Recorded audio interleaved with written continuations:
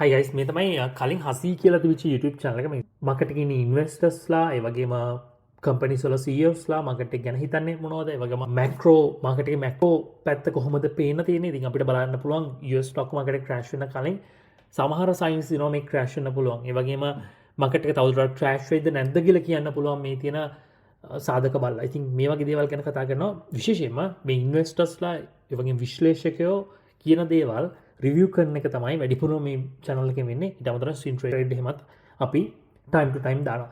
ලොකු ඉන්වෙස්ටර්ස්ලා follow කරන්න ඉන්නවා නම් ඔයාලට පුළුවන් පොඩි ආభాෂයක් ගන්න මේ channel එකේ තියෙන videos බලලා.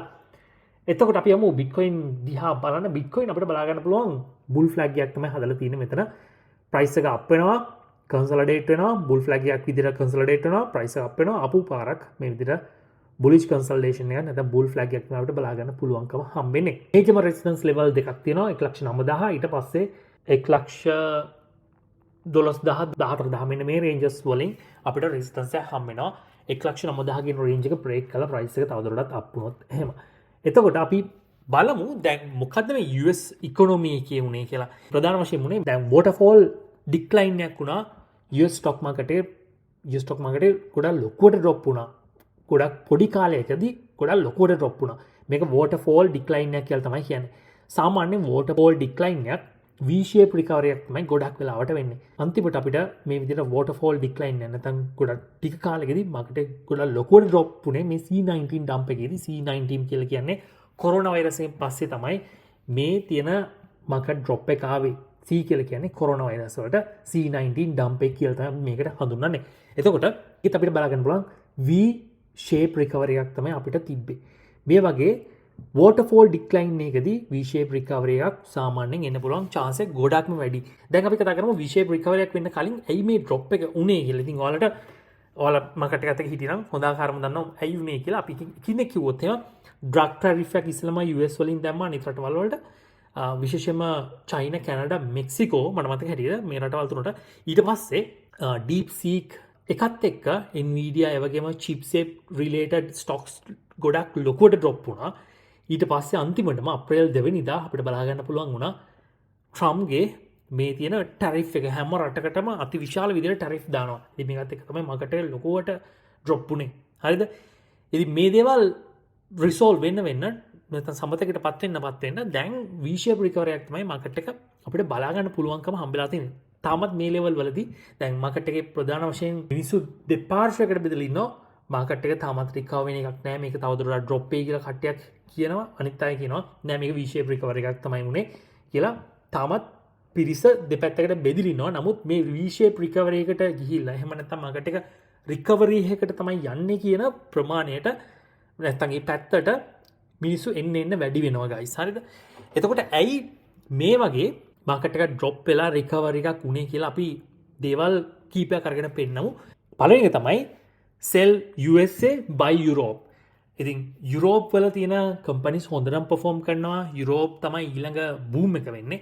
ඒකින්ද යුරෝප් සයිඩ් එකට තමයි සල්ලි move කරන්න ඕන කියලා ලොකුවටම කතාවක් ගියා පහුගිය කාලෙදී මේ මාකට් එක crash වෙනකොට. එතකොට USA වල තියෙන අර money flow එක එළියට යනවා අනිත් රටවල් වලට අනිත් regions වලට යනවා කියලා තමයි කතා වුනේ. නමුත් අපි ගත්තොත් එහෙම ලෝකේ තියෙන ලොකුම stocks 25 මේකෙන් 21ක්ම තියෙන්නේ US stocks. ඉතින් මේකෙන් අපිට බලා ගන්න පුළුවන් US වල තියෙන money නැත්නම් US වල තියෙන capital එක වෙන තැනකට move කරගන්න lazy වෙන එකක් නැහැ. USA වල තියෙන exceptionalism එක හිතුවා වගේ ඒ කියන්නේ මේ market එක drop වෙනකොට මේක නැති වෙලා යයි කියලා හිතුවට නමුත් ඒක පුස්සක් වෙලා තියෙනවා. ඉතින් ඒකත් එක තමයි මාකට් එක ටිකක් පොසිටිව් විදියට move වෙන්නේ. I think we have to remember the US is a huge economy. There is still a lot of trust in the US, and I think those who've called for the end of US exceptionalism, I think that's been the premature call, and if none of those is true. දෙවෙනි කාරණේ තමයි US recession එකක් එයි කියලා ගොඩක් අය මත පළ කරා. නමුත් මේ මත මේ වෙනකොට ටිකෙන් ටික අඩු වෙනවා. අපි ගත්තොත් එම පොලි මාකට් එක අපි කිව්වා 50-60 කියන රේන්ජ් එකට ගියාට පස්සේ මාකට් එක ලොකු ෆියර් එකක් තියෙනවා. නමුත් දැන් ට්‍රම්ප් චයිනාත් එක්ක මේ ටැරිෆ් ඉෂුව එක රිසෝල්ව් වුණාට පස්සේ මේ පොලි මාකට් එකේ තියෙන මේ chance එක රෂන් එකකට පුළුවන් chance එක 38% දක්වා අඩු වෙලා තියෙනවා. ඒ වගේම අපි ගත්තොත් එහෙම මේ Goldman Sachs 35 දක්වා අඩු කරලා තියෙනවා. 45 කියන රේන්ජ් එකේ තමයි හිටියේ US රෙෂන් එකේ කියලා. නමුත් ඒගොල්ලෝ 35 දක්වා අඩු කරලා තියෙනවා. ඒ වගේම JP Morgan කියන්නේ 50කට වඩා අඩු chance එකක් තමයි තියෙන්නේ US වල රෙෂන් එකක් එන්න කියලා. ඉතින් මේ දේවල් පොසිටිව් දේවල් guys. අනිත් දේ තමයි දැන් චයින වල ඉඳන් USA වලට එන බාණ්ඩ ප්‍රමාණය එහෙම නැත්නම් කන්ටේනර්ස් ප්‍රමාණය 50කින් විතර අඩු වුණා. මේ විදියට මේ 50කින් විතර අඩු වුණාට පස්සේ ලොකු ෆිය එකක් ආවා. මේ ෆිය එකත් එක්ක ගොඩක් අය කියපු දෙයක් තමයි සප්ලයි චේන් ඩිස්ට්‍රක්ෂන් එකක් වෙනවා. රීටේල්ස් වලට විතරක් නෙමෙයි US වල තියෙන ගොඩක් නිෂ්පාදනයන් සප්ලයි චේන් මත තමයි ඩිපෙන්ඩ් වෙලා තියෙන්නේ. බාණ්ඩයක් හදනකොට USA වල තවත් රටක දෙහික උදව්වෙන් තමයි මේ බාණ්ඩේ සම්පූර්ණයෙන්ම නිෂ්පාදනය කරන්නේ. එතකොට මේ සප්ලයි චේන් ඩිස්ට්‍රක්ෂන් එක වුණාට පස්සේ ලොකු ඉෂුව එකක් එනවා US වල ඉකොනොමි එකේ. ඒකින් හින්දා US ස්ටොක් මාකට් එක ෂෝට් කරන්න ගමු කියලා. ඔයාලට මෙතෙන්දි බලා ගන්න බලන්න කන්ටේනර්ස් බුකින් චයිනා වල ඉඳන් කන්ටේනර්ස් බුක් කරන එක 50ක් විතර ඩ්‍රොප් වෙයි කියලා කෙනෙක් මතපලප කරලා තියෙනවා. ඒ වගේම 48ක් දක්වා මේ ඩ්‍රොප් එක ගිහිල්ලා තියෙනවා. හැබැයි දැන් ටැරිෆ් ඉෂුව එක රිසෝල්ව් වුණාට පස්සේ මේ දින සප්ලයි චේන් ඩිස්ට්‍රක්ෂන් එක කියන දේ ටික ටික නැති වෙලා යයි. එහෙම නැත්නම් මේ කන්ටේනර් බුකින්ග්ස් යථා තත්ත්වයකට එයි කියලා තමයි ගොඩක් අය මත බල කරන්නේ. ඉතින් මේකත් එක්ක guys පොසිටිව් දේවල් වෙන්න පුළුවන් chance එකක් වැඩි හින්දා දැන් මාකට් එක පොසිටිව් විදියට මේ දේවල් වලට රියැක්ට් කරනවා. ඒ වගේම වික්ස් එක අපි ළඟින්ම බලාගෙන හිටපු දෙයක් තමයි වික්ස් එක. වික්ස් එක අප් වෙනකොට US ස්ටොක් මාකට් එකේ ඩ්‍රොප් එක නෝමල් දෙයක්. ඒ වගේම වික්ස් එක රිකවර් වෙනවා නම් නැත්නම් වික්ස් එක 0.30ට වඩා අඩු අගයකට යනකොට US වල ලොකු ගේන්ස් අපිට සාමාන්‍යයෙන් බලා ගන්න පුළුවන්. ඉතින් මේ දේ තමයි මේ වෙනකොට වෙලා තියෙන්නේ. ඒ වගේම අපි ගත්තොත් එහෙම දැන් ටොම්ලි වගේ අය ටොම්ලි කියන දෙයක් තමයි ගොඩක් වෙලාවට US ස්ටොක් මාකට් එකේ all time high එකට යන්න පුළුවන් chance එක ගොඩක්ම වැඩි කියලා. Companies survived, I think, a black swan event. You know, that waterfall decline in equities and the sort of the near heart attack of the economy still was an environment where companies produced earnings that beat expectations. I mean, so this is the 5th stress test for businesses. I mean, when I put all that together, I think PE's probably going to be higher in 6 months than lower. And when you think about 2026 earnings having upside, I think there's still upside for stocks. So, I mean, because you keep talking about 26, you're not writing off the rest of this year. We still have 7 months to go. Yeah, we have a lot of history to make between now and year end. But keep in mind that waterfall decline in stocks also was almost a complete reset in positioning and sentiment. You know, investors were forced to liquidate when the VIX hit 60.